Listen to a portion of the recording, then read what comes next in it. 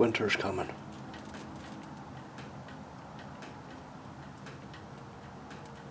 It's going to be a rough one.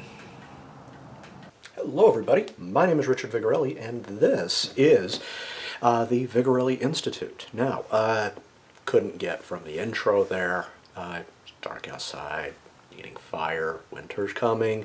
We're talking about a Game of Thrones thing, and specifically we're talking about the North. Also House Stark, but before we really dive in, let's do this. So, for context, I'm talking about Game of Thrones as in the TV show, not the books. A few reasons for this. One, the TV shows are finished, book is not. Two, I don't have a good grasp of the lore from the books because I haven't read them. And if you want a better grasp of the lore, one, read the books. Two, there's plenty of channels out there. My personal recommendation for it is Order of the Green Hand. Go and check them out. Fantastic stuff. Okay? And I do have a grasp of the lore from the shows. I own the thing on DVD. Watched it a few times. Love it. With varying degrees. Okay. And lastly, reason for doing it this way is the way the show ended. Some stuff's going to happen, and it's going to happen soon. And we're going to get into that in these series. So, I'm not going to pick apart any of the world building, the character actions, and the way the overall plot behaved in the show. There's thousands of hours on that on YouTube. I'm not going to talk about it. I do recommend, if you want to go into that, go watch Mauler or Critical Drinker. Much better. Okay, so let's talk about, before we really get into what's going to happen, let's talk about where the show left off. Okay? Alright, so the White Walkers are gone. Awesome. The wall has been destroyed. Okay. The wildlings are only about as threatening as anybody else. And the nation of Westeros has shown some cracks, to say the least. Okay. The previous ruling family no longer exists, except that it kind of does. And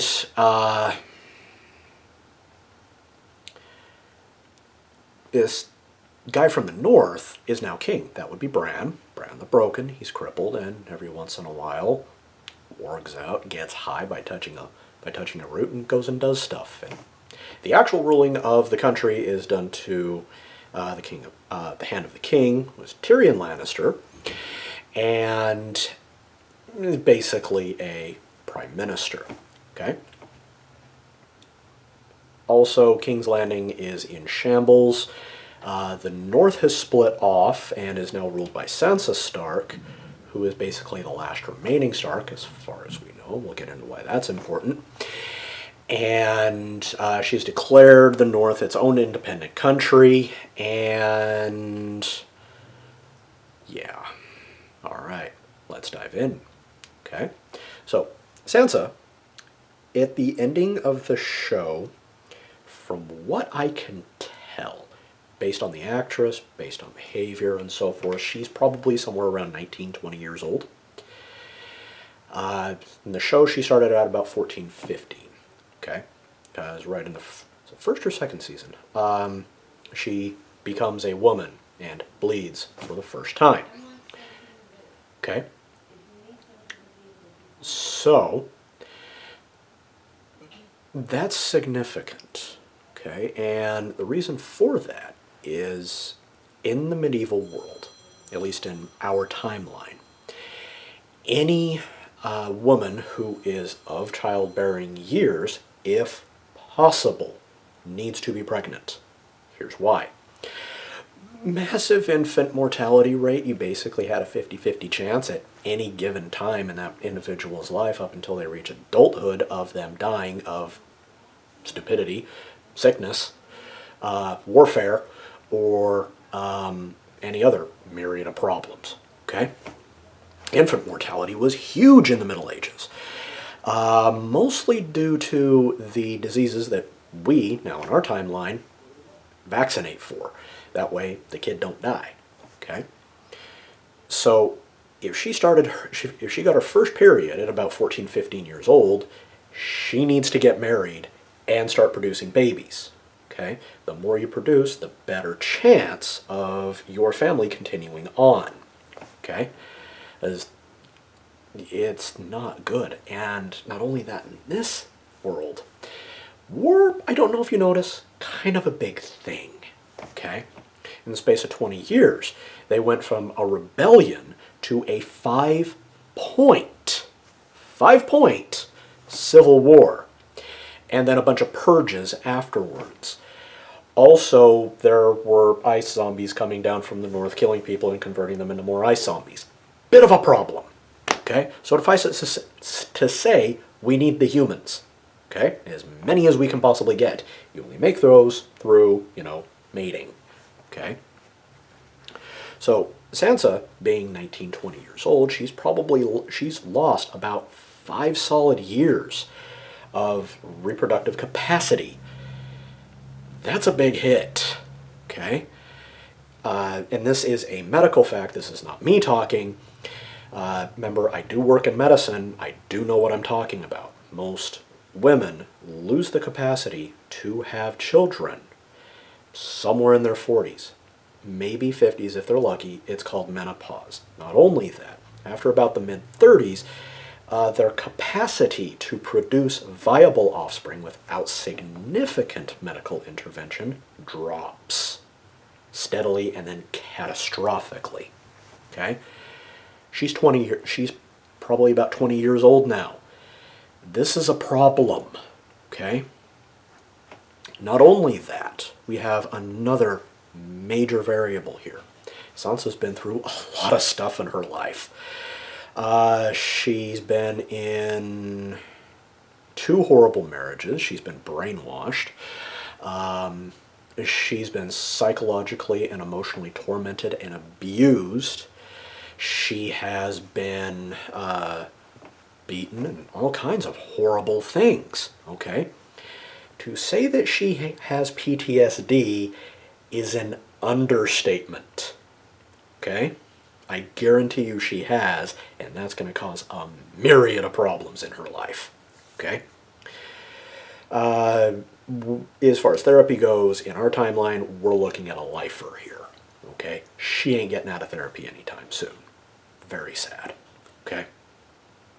So, with all of that in mind, now we also need to consider the fact that she's the monarch. She is the reigning monarch. She has a, if not a legitimate claim to the throne, a near legitimate claim to the throne. Okay? It's probably good enough because the North says there must always be a Stark in Winterfell. Winterfell is the capital of the North. Okay? Since that is the seat of Stark, then, well, Starks are the rulers. Duh. Well, that changed when the Boltons took over. And then the Starks took it back. Hooray. Okay, that was called Battle of the Bastards. Now, from what we can figure in this world, this is more of a patrilineal line of succession. Meaning, Daddy's name is the name we care about. We don't necessarily care about Mommy's name. Okay? If you're born, your parents need to be married, otherwise you're a bastard and are a second-class citizen. That's why they are not allowed to take a proper name, and they are given kind of a general name so that no matter where they go, they say, oh, you're nothing. We don't need to care about you. Okay? So, with that in mind, Sansa's 20 years old. She's got a ton of issues, and she's a monarch. This is bad. Okay? For her to be able to maintain her legitimacy and the preponderance of the Stark name as being the ruling family of the region, she needs to get married yesterday. She also needs to get pregnant and start popping out babies. Now here's the problem. With this being a likely patrilineal society, she is going to have to come up with a law, get it past the Council of Nobles, to say that her children on her matrilineal side have legitimate right to rule, even if a male. Okay? In most of these medieval societies, matrilineal succession was not a thing. It's very rare, historically speaking. It's much more common to be patrilineal. Okay? Because reasons. Okay? So, if everything goes well for Sansa in the next couple of years or so, then the Starks in Winterfell are solid at least for another generation. Okay? However, that might not happen. In fact, it probably won't. Now, let's say that she is able to get married, have children, so forth. There is probably another Stark somewhere from another line of Starks that could technically, kind of, sorta, have a reasonably legitimate, or at least a paralegitimate claim to the throne that Sansa has. This is called a pretender. Okay? And depending on how the legal system works there, as far as who sits in the big chair, they could file a motion with the council that says, "Hi, I'm a Stark. I'm a dude. I deserve to rule much more than she does. Pay up." Okay? And if that claim is solid enough, sorry kid, you gots to go. Hello, king, whatever. Okay? So, if that happens, it probably won't go easy because, well, people like power, and people that have the power tend to support that person in power. If the claim is denied or accepted, the probability of civil war in the North is going to skyrocket pretty much overnight. Okay? So, not only that, you got a bunch of stuff going on all around the place. Okay? So, that is assuming that everything with Sansa goes well. It probably won't. Which means the probability of civil war, because Sansa is most likely not going to get married, not going to produce any children, and her line dies with her, there's going to be a power vacuum. Someone's going to come in to fill it, unless the North suddenly becomes a republic. Yeah, and blue monkeys might fly out of my butt. Okay?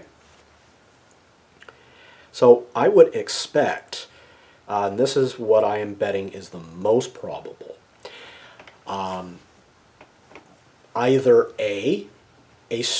another Stark from another line of Starks is going to come in and say, "Hey, I have claim to the throne. She's dead and or dying. My house, get out." Okay?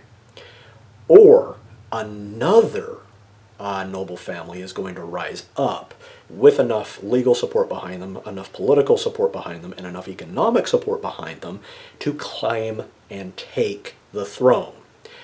Chances of there only being one, kind of small. Okay? Because Stark are married with a bunch. Okay? They could easily backtrack into a claim because reasons, or just fabricate the family history. That never happened before. Okay. So, I am projecting within either 20 to 50 years, within this timeline, the North collapsing into civil war. Okay? And it's going to be nasty. Okay? Each one of the holdfasts will be dominated by a given noble family, and depending on how loyalties are at that time, because they tend to shift a lot in this universe, there's going to be a lot of at-throats stuff. There's going to be a lot of people going into battle, a lot of very, very nasty things happening, And I'm thinking there's only maybe a 40% probability of the North as a country being able to survive that. I'm expecting what is called Balkanation after this civil war, which I'm betting will last anywhere from 1 to 2 generations, okay, based on their tech level, based on their cultural and political level of advancement, etc. Okay. Also, if there's any interference from the southern peoples, that will also exacerbate it. Okay, it'll either speed it up, the war and make it finish faster, or it will project the war out, and it'll just be kind of an endemic thing. Okay, but eventually, peace will return to the region. It may take some time.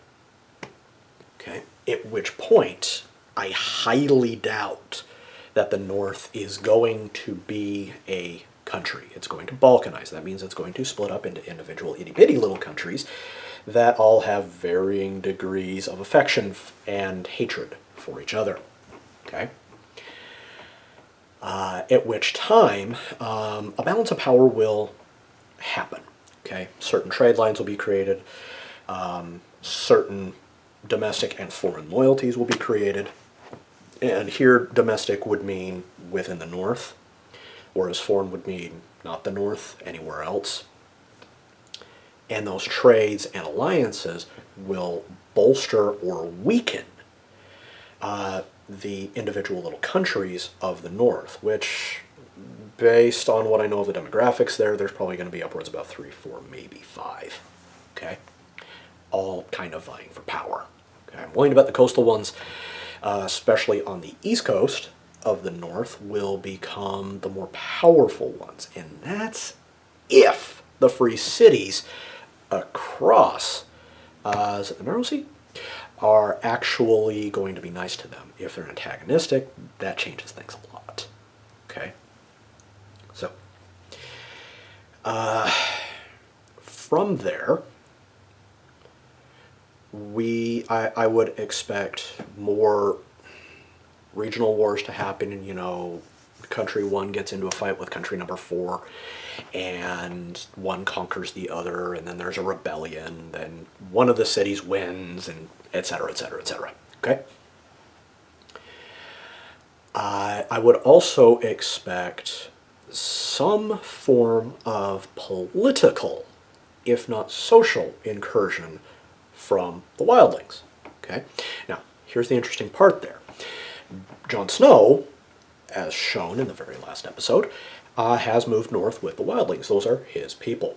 So, I would expect the wildlings to civilize, and places like Hardhome becoming actual cities, because he's going to probably promote a great deal of modernization. Jon Snow, I believe at the end of the show, is in his mid to late 20s, so he's got loads of time to build stuff, okay?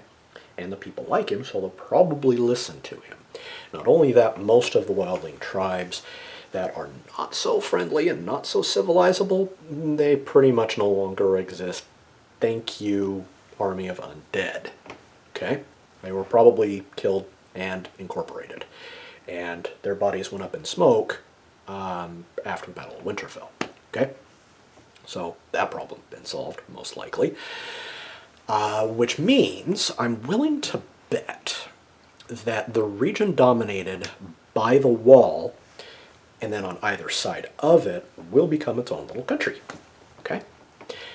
Be kind of an interesting place. Okay? There's going to be a very, very interesting culture drawn up around the southern part of the deep north. They're kind of sort of friends with the North, kind of sort of not. It'll be kind of like the Scottish Lowlands and Northumbria and Yorkshire, okay, the way they kind of interplay with their cultures, okay? It'll be a lot like that. Eventually, they'll homogenize or get somewhere close to that, and another little country will spring up, okay, which will have impacts. depending on how large the population is in any one of these little countries in the north, will depend on how much power they have and how much money they have because of what they're able to produce and sell. Okay? So we're looking now probably about 100 to 200 years into the future here. And there's going to be a massive technological change, which will most likely happen in the South. The printing press. Okay? It's bound to happen. In our timeline, the printing press was created from a wine press.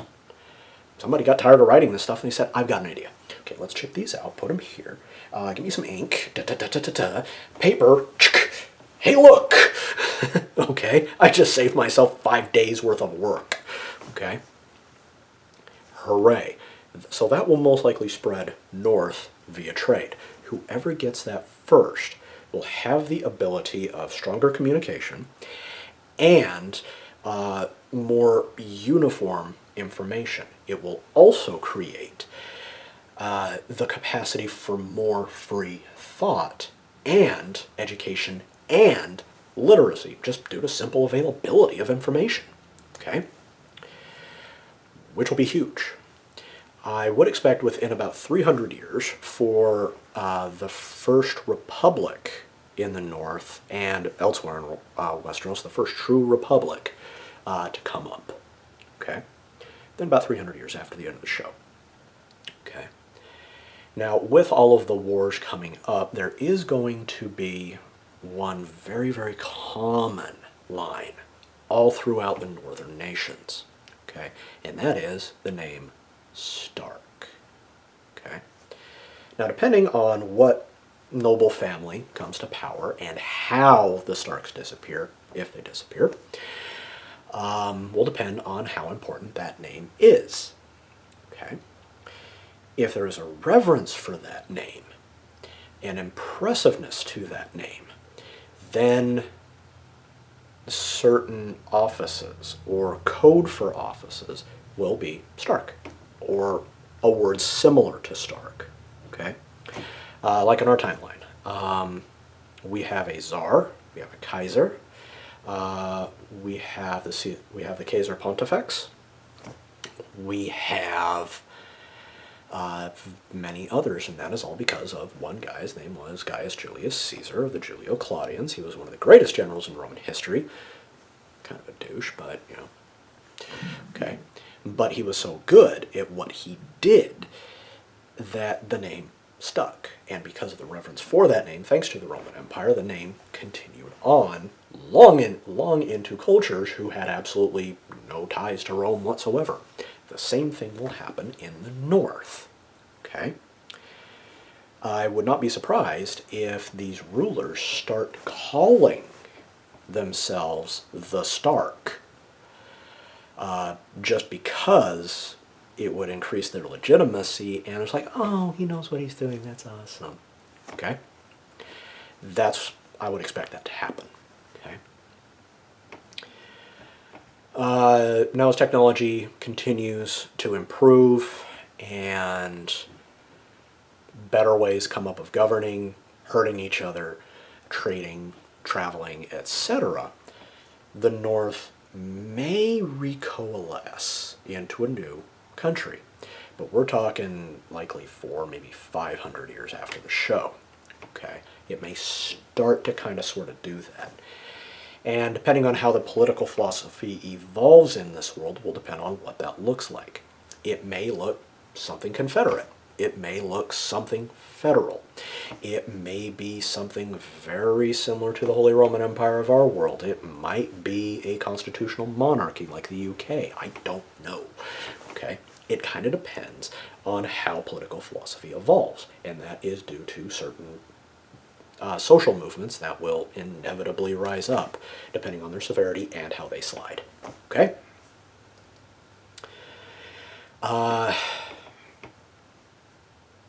I would expect the North to also change its name. Most likely, as far as country goes, the North will become a region name rather than a political name. Okay? They also may adopt For the name of the country, the name of a famous individual in history. That happens. It may get adopted into, based on the name of a family. Stark, for instance. It may get, just somebody coins the name, okay? You know, why do we call this little peninsula thing that looks like a riding boot Italy or Italia? Why? Well, somebody thought it was a good name, okay? Why do we call it España? Why do we call it Germany? Why, and not Almania, okay? Et cetera, et cetera, et cetera, okay? Someone will coin the name. And then that name will spread, it will stick, and that's just what we call that, okay? Instead of the North, it will be, I don't know, Starka or something, okay? We'll see. Well, I believe that is everything that I wanted to talk about with the North. I'm going to do a series on this. Kind of depends on what I come up with. I'm definitely going to do one for the whole of the kingdoms of Westeros, but I may look into each one of the different regions. And I might also spread out into Essos and so forth. I have no idea. We'll see what happens. Okay, if you're new to the channel, hit that big red subscribe button, leave a like, leave a comment, and if you would like to support me, and this would be awesome, go ahead and pop over to Patreon. The link will be in the description. And you can go ahead and slide me a couple of bucks and drop a suggestion or a request for a video. I'm happy to hear them. And we will go from there. Okay, guys? Take care. Bye-bye.